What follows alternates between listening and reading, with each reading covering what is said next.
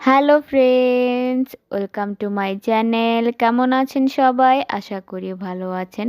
তো আজ আমি আপনাদের সাথে শেয়ার করব ফুলকপির একটি নতুন রেসিপি। ফুটন্ত গরম জলে গোটা একটা ফুলকপি দিয়ে যে এত সুন্দর একটা রেসিপি বানানো যায়, আপনারা না দেখলে বিশ্বাসই করতে পারবেন না। আর এই রেসিপির স্বাদ তো সারা জীবন মুখে লেগে থাকবে। তো ফুলকপির এই নতুন রেসিপিটি শিখতে হলে অবশ্যই পুরো ভিডিওটি দেখতে হবে। আশা করছি আপনাদের ভিডিওটি ভালো লাগবে। তাহলে চলুন স্টার্ট করা যাক। প্রথমে চুলায় আমি একটি কড়াই বসিয়ে তাতে দিয়ে দিচ্ছি জল।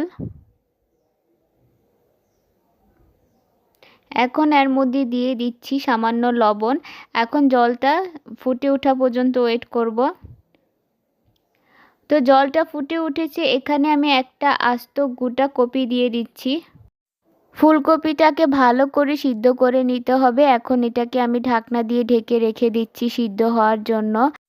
এখন আমি একটা মশলার পেস্ট বানিয়ে নিব। এখানে নিয়েছি একটা টমেটো কুচি করা, এখানে নিয়েছি 3-4টা রসুনের কোয়া কুচি করা, এখানে নিয়েছি কয়েকটা আদার টুকরা আর 2টা পেঁয়াজকে এভাবে কেটে নিয়েছি আর 2টা কাঁচামরিচ নিয়েছি। এখন এটা ব্লেন্ডারে ব্লেন্ড করে নেব। তো আমি মশলাটা ব্লেন্ডারে ব্লেন্ড করে নিয়ে চলে এসেছি। এখন এটাকে একটা প্লেটে নামিয়ে সাইডে রেখে দেব। তো এই দিকে ফুলকপিটা সিদ্ধ হয়ে গিয়েছে, আমি ঢাকনাটা উঠিয়ে দিচ্ছি। এখন আমি ফুলকপিটাকে একটা থালাতে নামিয়ে নেব। এখন এই রকম একটা ছুরির সাহায্যে আমি ফুলকপিটাকে ছোট ছোট টুকরো করে কেটে নেব। এতে করে ফুলকপিটা তাড়াতাড়ি ঠান্ডা হয়ে যাবে।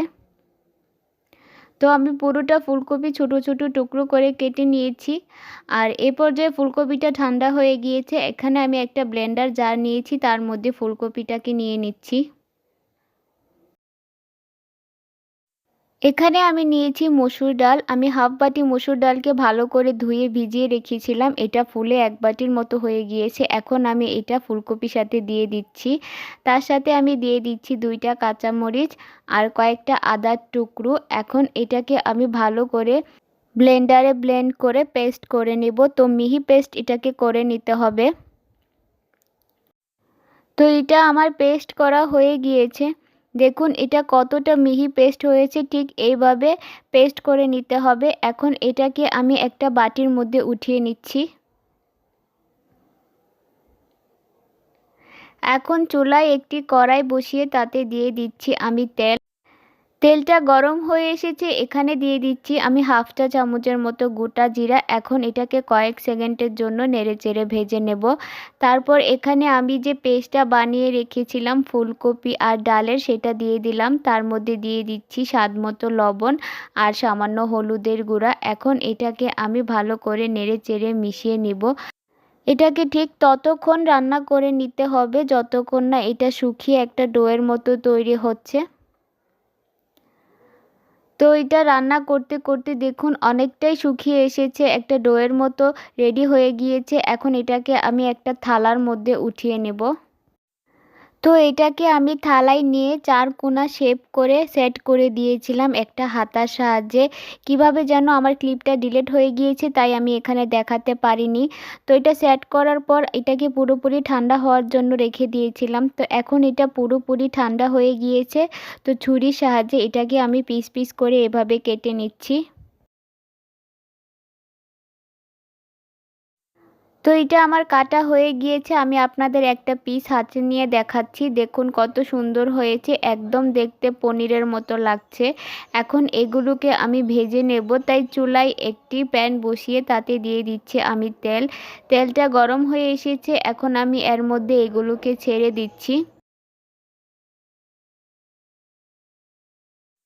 এখন এইগুলোকে আমি উল্টে পাল্টে কিছুক্ষণ সময় নিয়ে ভেজে নেব। অবশ্যই ভালো করে ভেজে নিতে হবে।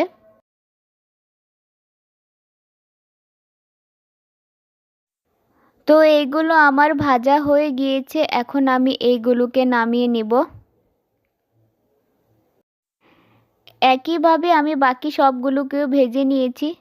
দেখুন কতটা নরম হয়েছে। এখন আমি এখানে নিয়েছি আলু। এখানে আমি 2টা মিডিয়াম সাইজের আলুকে এইভাবে ছোট ছোট টুকরো করে কেটে নিয়েছি। এখন প্যানের মধ্যে যতটুকু তেল রয়েছে সেই তেলের মধ্যে আমি আলুগুলোকে ভেজে নেব। তো আমি আলুগুলোকে প্যানের মধ্যে দিয়ে দিচ্ছি, তার মধ্যে দিয়ে দিচ্ছি সামান্য লবণ আর সামান্য হলুদ। এখন আমি এইগুলোকে ভালো করে নেড়েচেড়ে আলুর সাথে মিশিয়ে নেব। এখন এটাকে আমি ঢাকনা দিয়ে ঢেকে দেব 5-6 মিনিটের জন্য, ততক্ষণে আলুটা সিদ্ধ হয়ে যাবে। তো 5-6 মিনিট পর আমি ঢাকনাটাকে উঠিয়ে নিচ্ছি। তো আলুটা আমার সিদ্ধ হয়ে গিয়েছে। এখন আলুটাকে আমি উল্টে পাল্টে কয়েক মিনিট ধরে ভেজে নেব। তো আলুটাও ভাজা হয়ে গিয়েছে। এখন আমি আলুটাকে নামিয়ে নিচ্ছি। এখন প্যানের মধ্যে দিয়ে দিচ্ছি আমি আরও কিছুটা তেল। এখানে নিয়েছি আমি 2টা তেজপাতা, হাফ চা চামচ গোটা জিরা, 3-4টা এলাচ আমি থেঁতো করে নিয়েছি আর 3-4টা দারচিনির টুকরো নিয়েছি। এখন তেলটা গরম হয়ে এসেছে, তার মধ্যে আমি তেজপাতা আর গোটা জিরাটাকে দিয়ে কয়েক সেকেন্ডের জন্য ভেজে নিচ্ছি। তো এটা ভাজা হয়ে গিয়েছে। এখন আমি এলাচ দারচিনিটাকে দিয়ে দিলাম। এটাকেও আমি কয়েক সেকেন্ডের জন্য ভেজে নেব। যখন এটার থেকে একটা সুন্দর স্মেল বের হয়ে যাবে তখন আমি পেস্ট করে রাখা মশলাটা দিয়ে দেব, যেটা আমি প্রথমে করে রেখেছিলাম। তার মধ্যে দিয়ে দিচ্ছি সামান্য লবণ। এখন এটাকে আমি কয়েক মিনিটের জন্য কষিয়ে নিব, যতক্ষণ না এর থেকে কাঁচা গন্ধটা চলে যাচ্ছে। তো এটাকে আমি ভালো করে কয়েক মিনিট কষিয়ে নিয়েছি। দেখুন তেল উপরে ভেসে উঠেছে। এখন এর মধ্যে দিয়ে দিব আমি মশলা। দিয়ে দিচ্ছি হলুদের গুঁড়া হাফ চা চামচ, মরিচের গুঁড়া 1 চা চামচ, ধনিয়ার গুঁড়া হাফ চা চামচ, জিরার গুঁড়া 1 চা চামচ। এখন এর মধ্যে দিয়ে দিব আমি কিছুটা জল। এখন মশলাটাকে আমি জলের সাথে ভালো করে নেড়েচেড়ে মিশিয়ে নেব আর কয়েক মিনিট সময় ধরে আমি মশলাটাকে কষিয়ে নেব। তো মশলা যত বেশি কষানো হবে তরকারির স্বাদ ততটা বেড়ে যাবে। তো মশলাটাকে আমি ভালো করে কষিয়ে নিয়েছি। এখানে আমি দিয়ে দিচ্ছি ঝোলের জন্য পর্যাপ্ত পরিমাণ জল। এখন সব কিছু ভালো করে নেড়েচেড়ে মিশিয়ে এটাকে ফুটে ওঠা পর্যন্ত ওয়েট করব। তো এখানে ঝোলটা ফুটে উঠেছে। এখন আমি আলুটা আর যে ফুলকপির ধোকাগুলোকে বানিয়ে রেখেছিলাম সেগুলো এই ঝোলের মধ্যে দিয়ে ভালো করে নেড়েচেড়ে মিশিয়ে নিব। তারপর এটাকে ফুটে ওঠা পর্যন্ত ওয়েট করব। তো এটা ফুটে উঠেছে। এখন আমি এটাকে ঢাকনা দিয়ে ঢেকে মিডিয়াম আঁচে 4 থেকে 5 মিনিট রান্না করে নেব। তো 4 থেকে 5 মিনিট আমি এটাকে ভালো করে রান্না করে নিয়েছি। দেখুন কত সুন্দর দেখাচ্ছে তরকারিটা। সবশেষে আমি এখানে দিয়ে দিচ্ছি গরম মশলার গুঁড়া। এখন এটাকে দিয়েও আমি ভালো করে নেড়েচেড়ে মিশিয়ে 1 মিনিটের মতো জাল করে নেব। এর থেকে বেশি জাল করার কোনো প্রয়োজন নেই।